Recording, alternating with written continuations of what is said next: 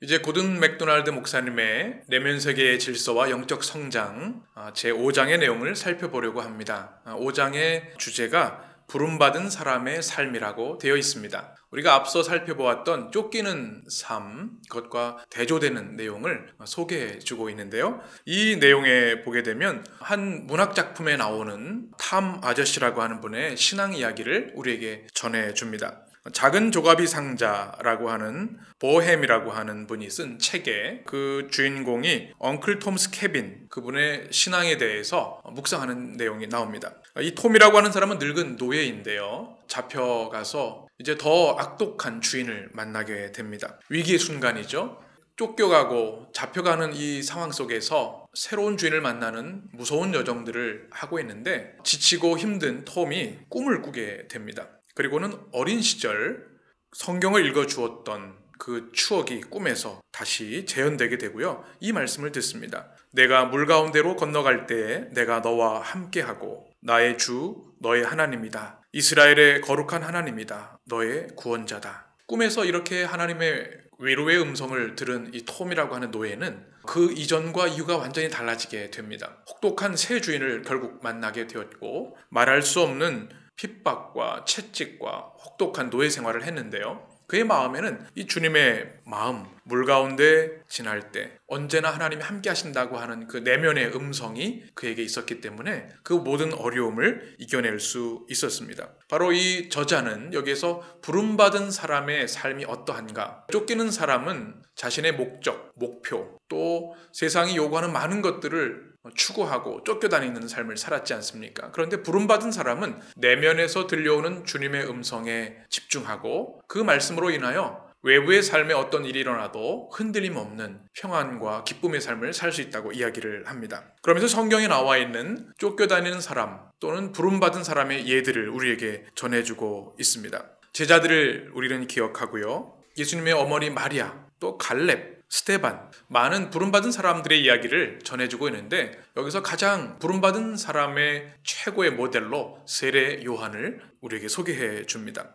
직업을 잃은 남자라고 그를 소개하고 있습니다. 세례 요한은 여러분 잘 아시는 대로 광야에 외치는 자의 소리로 수많은 추종자들이 있었습니다. 그런데 어느 날 예수님이 나타나셨죠. 세례 요한은 질투할 만도 한데 예수님을 하나님의 어린 양이라고 소개를 하고 오히려 그분을 높입니다. 참 놀라운 모습이 아닐 수 없습니다. 그가 어떻게 그렇게 할 수 있었는가? 그 배경에는 그의 내면의 질서가 안정적이고 질서 잡혀있기 때문이다. 저자는 이렇게 얘기를 합니다. 사울을 기억하시죠?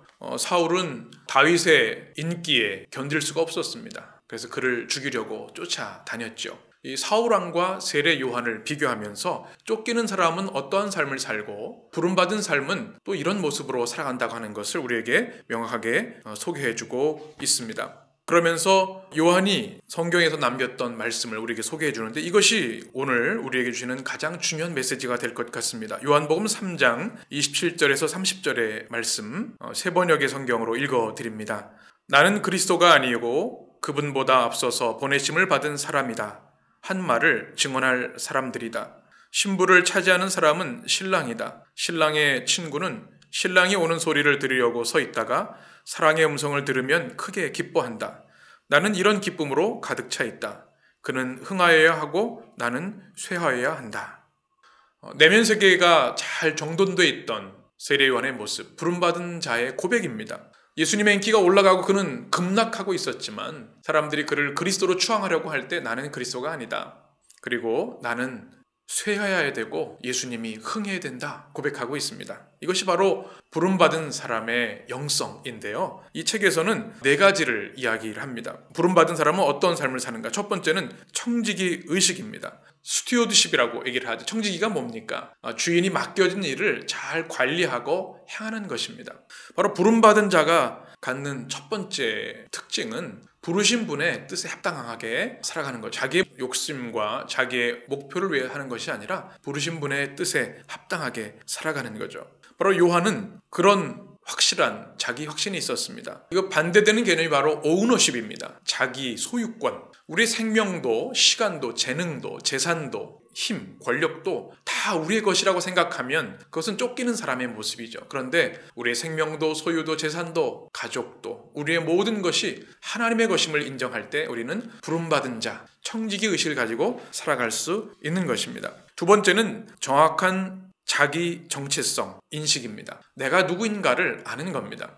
내가 누군가를 알기 위해서는 내가 누가 아는가를 알면 됩니다. 내가 창조주인가? 아니죠. 우리는 피조물이죠. 우리는 창조주가 아니고 하나님이 아니기 때문에 피조물로서의 자기인식을 가지면 됩니다. 내가 누구인가를 아는 것은 영적인 삶에 굉장히 중요합니다. 특히 뉴스를 통해서, 사회를 통해서 보게 되는 일들이 있죠. 세상에 권력 있는 자들, 힘 있는 자들이 자신의 존재와 그 타이틀, 또 지위, 동일시하는 경우들이 있습니다. 어떻게 됩니까? 그 권력이 무너지면, 자기의 지위가 무너지면 자신도 무너지는데요. 이것은 쫓기는 사람의 모습입니다. 그런데 부름받은 사람은 그렇지 않죠. 내가 피조물이고 연약한 존재임을, 창조주 하나님을 위해 살아가는 존재임을 알기 때문에 실망하지 않습니다. 바로 요한이 그러했습니다. 예수님이 이 땅에 오셔서 큰 역사를 이루실 때 질투하지 않고 시기하지 않았습니다. 오히려 주님만이 높아지기를 원했던 것이죠. 세 번째는 흔들리지 않는 목적의식을 가져야 한다는 겁니다. 이 고든 맥도날드 목사님은 결혼식 비유를 우리에게 들려줍니다. 신랑 신부가 있죠. 그런데 들러리가 있지 않습니까? 들러리는 무슨 일을 하죠? 자기가 주목받거나 인기를 얻어서는 안 됩니다. 신랑이 주목받게 하도록 자기는 뒤에 빠져있고 신랑이 높아지도록 도와주는 것. 바로 세례 요한이 그런 분명한 목적의식을 가지고 있었습니다. 그가 메시아가 아니기 때문에 그리스도를 높이는 것, 그것으로 그는 충분한 기쁨을 누리고 있었던 겁니다. 그러면서 고든 맥도날드 목사님이 9.11 테러 당시에 구조단에 참여했던 이야기를 합니다. 많은 소방수들이 한 명이라도 살리기 위해서 구조 작업을 했는데요. 이 고든 맥도날드 목사님 부부가 참여를 했다가 안타까운 장면들을 봅니다. 그런데 하루 이틀 계속 지나면서 너무나 힘들고 피곤한 모습들을 경험하게 되는데 소방수들에게 좀 잠깐 1시간이라도 좀 쉬면 어떻겠습니까? 그랬더니 소방수들이 이렇게 얘기를 합니다. 우린 그럴 생각이 전혀 없습니다. 저 더미 속에 우리 형제들이 우리의 손길을 기다리고 있습니다. 이것이 바로 부름받은 자의 분명한 모습이라는 것입니다.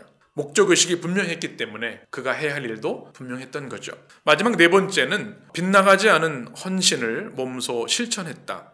이렇게 얘기를 합니다. 책에서는 굳은 헌신이라고 했는데요. 원어에 보게 되면 unswerving commitment라고 말을 합니다. 그러니까 자기가 헌신하는 그 실천의 내용이 빗나가지 않도록 궤도를 벗어나지 않았다는 이야기입니다.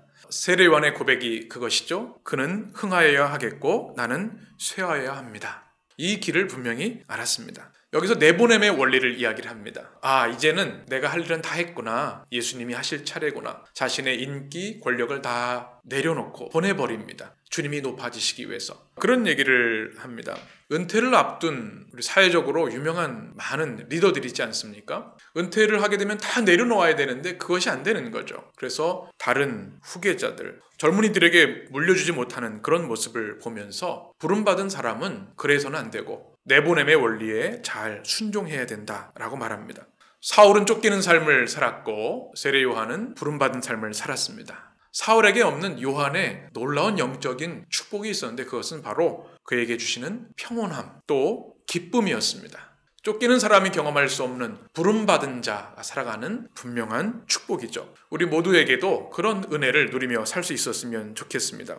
부름받은 사람이 되는 길은 무엇인가? 이 책에서는 또 그 내용을 다루고 있는데 세례 요한의 어린 시절 부모님들의 신앙 훈련에 대한 이야기도 합니다. 그러면서 중요한 질문을 합니다. 그 당시 수많은 사람들이 있었고 성경을 연구하는 제사장, 서기관들도 있었는데 왜 세례 요한에게 하나님의 말씀이 임했는가? 어떻게 하나님께 부름을 그가 받았는가? 라는 질문입니다. 또 하나는 왜 광야인가? 궁궐이나 학교가 아니라 왜 아무것도 없는 참혹한 광야인가?